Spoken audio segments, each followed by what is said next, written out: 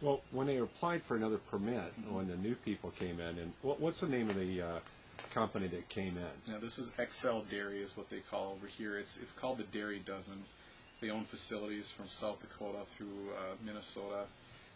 They have at least one other facility in Minnesota, in Hoffman, Minnesota, that has neighbors that are dealing with the exact same type of system that we are dealing with here. It's a sand-based system with no crested lagoon, and those poor people are being choked, literally choked out.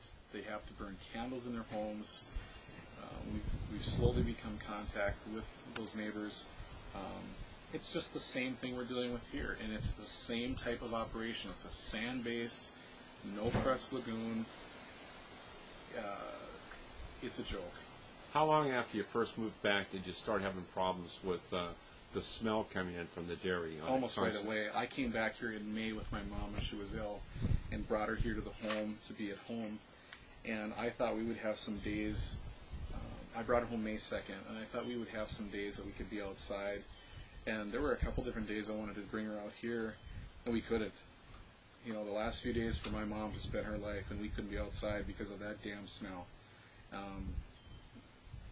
And my mom looked at me, even in her getting to the point where she was kind of confused and mixed up, and she had cancer in her head, and she would look at me and say, "Are you sure that you want to move your wife and kids here, Paul? I don't know about this dairy." That's what my mom had on her mind. That's how strong it stuck into her head. Even though she wasn't even a perfectly sound mind, it was that impressionable upon her that she was worried if we were to move here and take over the place that we'd be miserable. Well, you talked about health hazards, and you talked about readings. What are we talking about here? We're talking about hydrogen sulfide levels that are at times 6 times the amount higher than what any person should take in one time in their lifetime. We got levels that were absolutely 6 times over the limit of what the state of Minnesota Health Department says that you should breathe in one time in your life. And we've probably been breathing this hydrogen sulfide now probably since they opened again. So, how did you find that these levels were that high? Can you give me a little story of how you came up with that? What happened was the state of Minnesota, or I should say the Minnesota Pollution Control Agency, said they were going to bring up something called a CAM. It's a scent monitor, and they would set it nearby the facility, and they said if they've got a certain amount of readings, something like 30 readings within a certain amount of time, that would be a violation against the facility, XL Dairy. And they started taking the readings, but we never heard what the readings really were. Why is that? I'm not sure.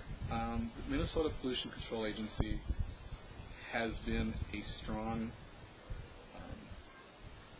supporter of this barn. From what I understand, they have been strong supporters of all these different feedlot agencies, and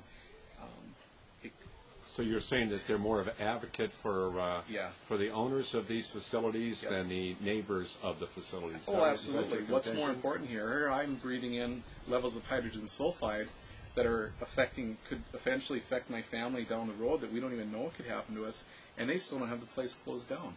That place should be quarantined, closed down. But they've told us to leave our homes. We've had to evacuate the neighborhood for a few different days at a time here already. We've had to leave our home because they can leave the cows there. What's right here? I mean, I think my family and my girls and myself are more important than dairy cattle. Although I love farming and I love agriculture and I grew up on a farm. What's the balance? You know, that's the time.